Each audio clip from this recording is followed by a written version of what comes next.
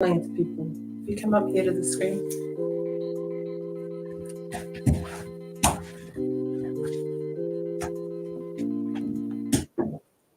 Halfway. So I was wondering if you just would like to start with explaining your background in dance. Hi, I was trained in modern contemporary dance forms and had the opportunity to mix that with Pacific Island way of movement, which I call an essence of movement. Yeah, pretty much that in a nutshell. So you have a, what is it, Bachelor of Arts? Yes. In Dance. dance. Okay. And just quickly, what is muscle and bone? It's a series of repetitive movements that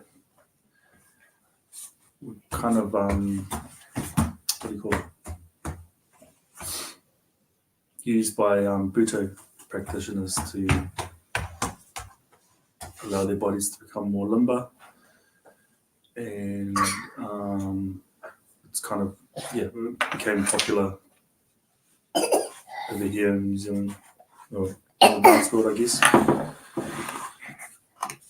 And so it's a series of repetitive movements, typically lasts around about 4 hours, and you're continually moving the whole entire time.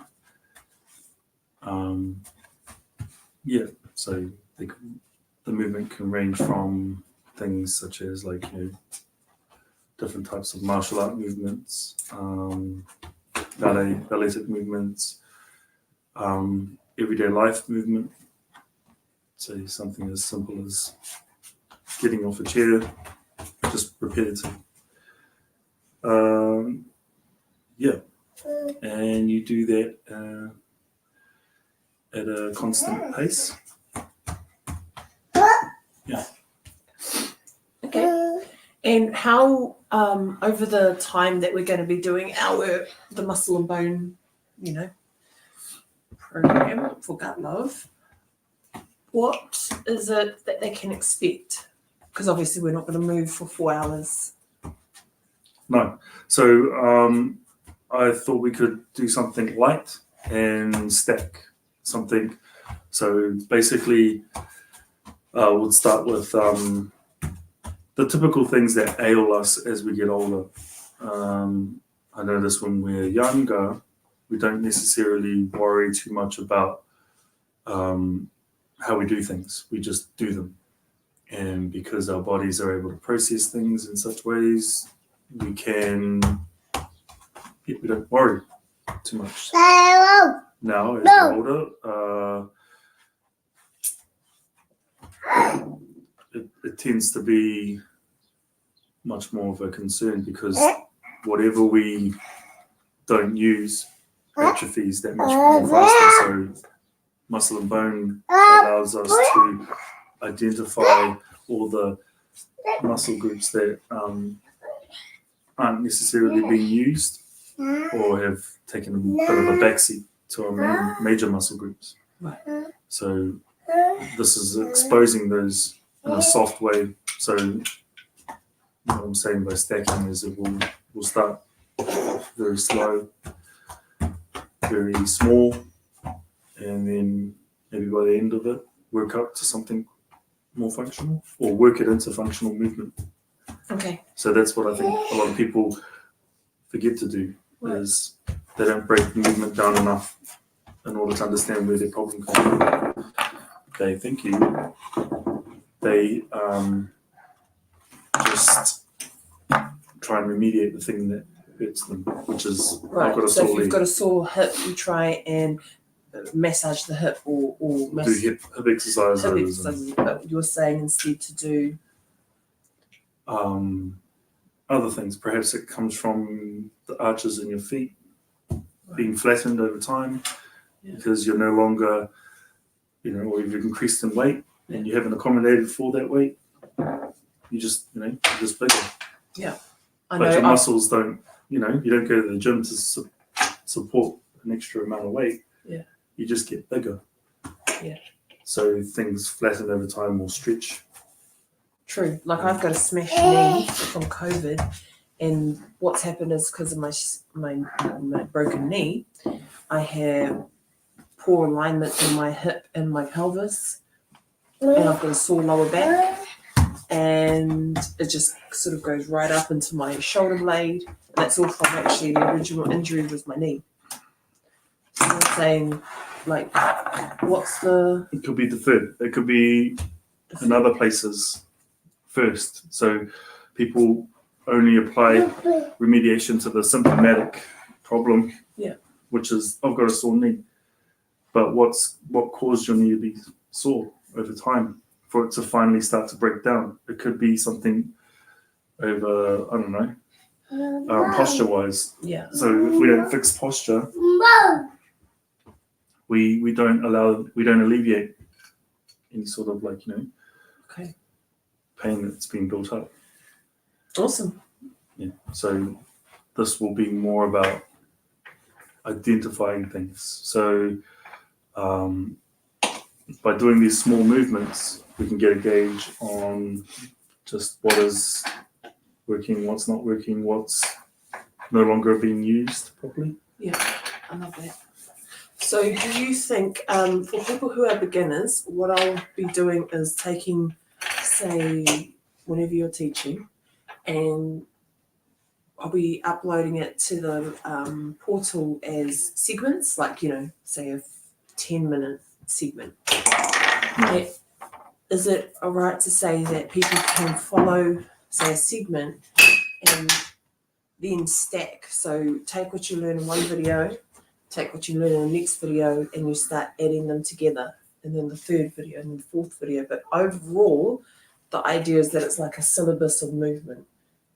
Yeah. So we might start very simple, and the second video might stack on top of the first one you watched, then the third one, the fourth one, and the movement routine becomes more complex as you go, and you have not mastered it by doing it all once, right? Yeah, so maybe for this first. Oh, thank you. Yeah. Awesome. Thanks, son. This is this way. really cool. Ready? Yeah, 1, 2. you talk to them and I'll. Okay. Yeah, so maybe for this one we're going to start off just explaining to them how it works. They're going to see some simple movement, and knowing that it gets more complex as you add them all together, and then it's about practicing those in the more depth. For example, a lot of people are showing deep lunges, but the state at which people are in. So deep lunges in the gym, meaning like lunges. Yeah, for and you're going straight into lunges.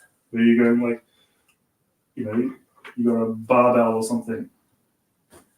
A lot of people, their range of motion is up here to start with, and they force themselves to try and get down to an ideal that the trainer says this is where it's working, when it isn't. Well, because you literally can't put your body into that state at that moment. Yeah. So, same for squats. We wouldn't be doing deep squats. We would just be working with what people can manage. And once you can manage that, the extension will be go down further, go out, and so on and so forth. Yeah. Great. Okay, so we're going to start? Yeah. Is it best if we just turn on the music and then just have you watch? So everybody, how this will work from here is Jeremiah is going to obviously take us through the progression through a series of videos, starting from this one. And your job, you can stand back there, honey? Oh, yeah.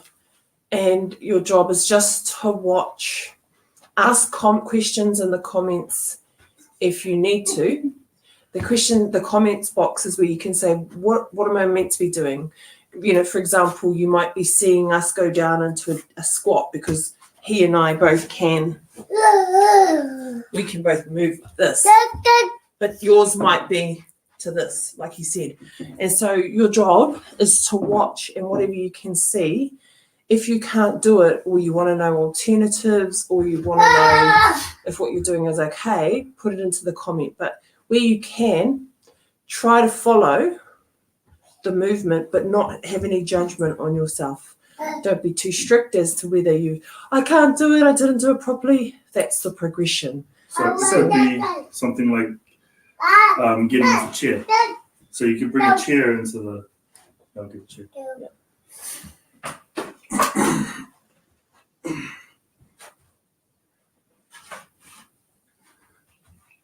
You get a chair, and either you're sitting on the edge of it, and you're used to using that to, like, you know, take the load off being in the second, but you give yourself the same stance as what we would do, and then you just get off the chair. So half of the work is done by the chair. Yeah. Okay, cool.